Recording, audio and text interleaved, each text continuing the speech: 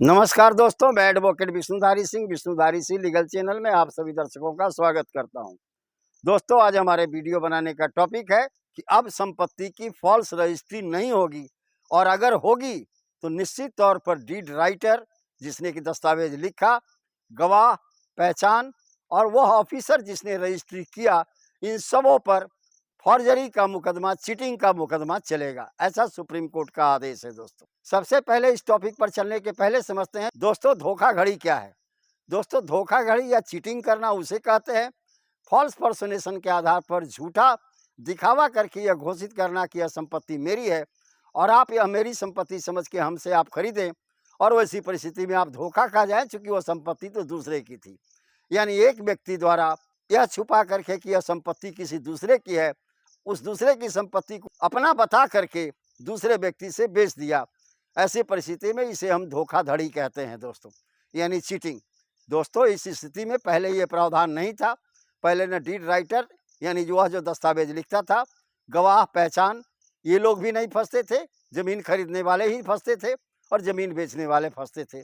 लेकिन दोस्तों, आज वर्तमान परिवेश में ऑनरेबल सुप्रीम कोर्ट के इस जजमेंट के अनुसार अब इस केस के अंदर में फॉर्जरी, चीटिंग, इस सब केस के अंदर में डीड राइटर, विटनेस, आइडेंटिफायर और वो जो ऑफिसर रजिस्ट्रार है वो भी फंसेंगे। किनके साथ? जो जमीन खरीदने वाले हैं और जो जमीन बेचने वाले हैं। इन सबों के ऊपर में फॉर्जरी और चीटिंग का मुकदमा चलेगा। इंडियन पेनल कोड का 420, 467, 468, 471 का मुकदमा निश्चित तौर पर इन लोगों के विरुद्ध में चलेगा। ऐसा सुप्रीम कोर्ट ने आदेश दिया है। सबसे पहले हम देखते हैं ऑनरेबल कर्नाटका हाई कोर्ट ने इस बिंदु पर क्या कहा। कर्नाटका हाई कोर्ट का एक केस था दोस्तों, शेखर बनाम कर्नाटका राज्य सरकार। इसका क्रिमिनल पिटीशन नंबर था 9546/2024। डेट ऑफ जजमेंट है दोस्तों 16 जनवरी 2025। इसी साल के जनवरी माह का जजमेंट है दोस्तों कर्नाटका हाई कोर्ट का। सबसे पहले इस केस का थोड़ा फैक्ट समझ लेते हैं। इस केस में एक ससुर ने अपने दामाद को एक पावर ऑफ अटर्नी दिया कि आप हमारे संपत्ति की देखभाल दूसरे जगह जहाँ है वहाँ पर आप करें। जब वह दामाद गया उस संपत्ति की देखभाल करने, तो वहाँ देखता है कि एक अन्य दूसरा व्यक्ति उसी संपत्ति को तीसरे व्यक्ति के हाथ में बेच रहा है, और वह दूसरा व्यक्ति जो जमीन बेच रहा है वह व्यक्ति मेरा ससुर नहीं है, जबकि वो अपने आप को मेरा ससुर के नाम से प्रसिद्ध हो रहा है और कह रहा है कि मैं ही वो व्यक्ति हूँ जिसका यह जमीन है, आप हमसे यह जमीन खरीद ले।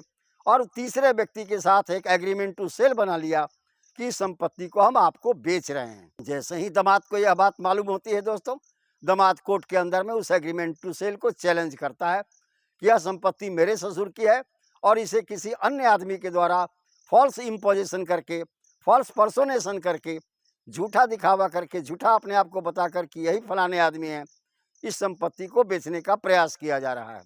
न्यायालय के अंदर में उसने मुद्दालय डीड राइटर को, गवाह को, पहचान को, जमीन खरीदने वाले को और जमीन बेचने वाले को बनाया। ऐसी परिस्थिति में जो डीड राइटर था दोस्तों, जो लेखक था उस दस्तावेज का, वो हाई कोर्ट चला गया। 482 सीआरपीसी में एक आवेदन दिया जिसे हम क्वेशिंग पिटीशन कहते हैं दोस्तों। इसके अंदर में आपके ऊपर किसी एफआईआर को जो झूठा है अगर हुआ है, वैसी परिस्थिति में हाई कोर्ट उसे क्वेश कर देगा, निरस्त कर देगा। अपने ऊपर हुए एफआईआर को निरस्त कराने के लिए वह डीड राइटर हाई कोर्ट चला गया दोस्तों, कर्नाटका हाई कोर्ट। उपरोक्त केस में ऑनरेबल कर्नाटका हाई कोर्ट ने ऑनरेबल सुप्रीम कोर्ट के एक प्रीवियस जजमेंट को साइट करते हुए कहा कि अगर कहीं पर फॉल्स इम्पोजिशन हो रहा है, फॉल्स पर्सोनेशन हो रहा है, वैसी परिस्थिति में उस व्यक्ति पर जो डीड राइटर है, गवाह है, पहचान है या वो रजिस्ट्रार है, वह व्यक्ति जो जमीन खरीदा है, वह व्यक्ति जो जमीन बेचा है, इन सभी पर फॉर्जरी और चीटिंग का मुकदमा किया जाएगा।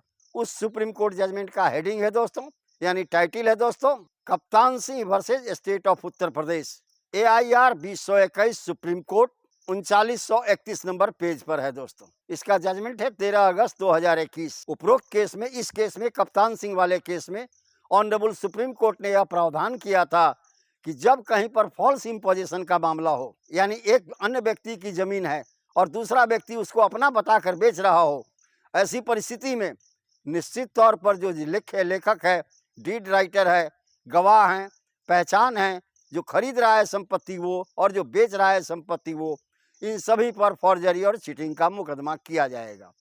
इन लोगों के ऊपर में हुए एफआईआर को निरस्त नहीं किया जा सकता, ऐसा आदेश कप्तान सिंह वाले केस में ऑनरेबल सुप्रीम कोर्ट ने दिया।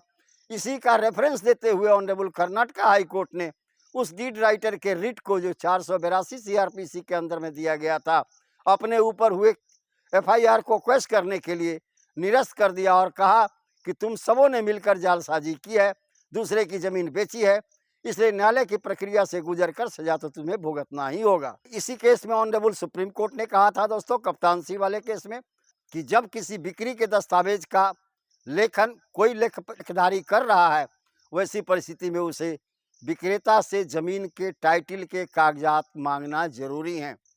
चूंकि अगर फॉल्स इंपोजिशन है, फॉल्स पर्सोनेशन है, यानी दूसरे व्यक्ति के द्वारा जमीन अगर बेची जा रही है, ऐसी स्थिति में अगर जांच नहीं हुई तो डीड लिखने वाले से लेकर के और रजिस्ट्रार तक इसके जिम्मेवार होंगे।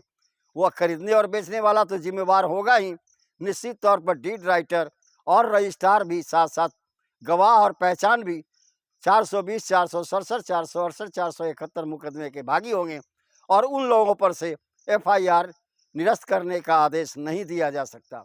तो दोस्तों, इस प्रकार आप देख रहे होंगे कि अगर आपने जालसाजी करके ज़मीन बेची तो निश्चित तौर पर मानिए इसके लिए जो ज़मीन का दस्तावेज लिखेगा, दस्तावेज पर जो गवाह है, पहचान है, और जो ज़मीन खरीदा और बेचने वाला और वह जो रजिस्ट्रार है, ये सारे लोगों के अगेंस्ट में चीटिंग का मुकदमा किया जा सकता है और उसमें उन्हें न्यायालय के द्वारा सजा दी जा सकती है।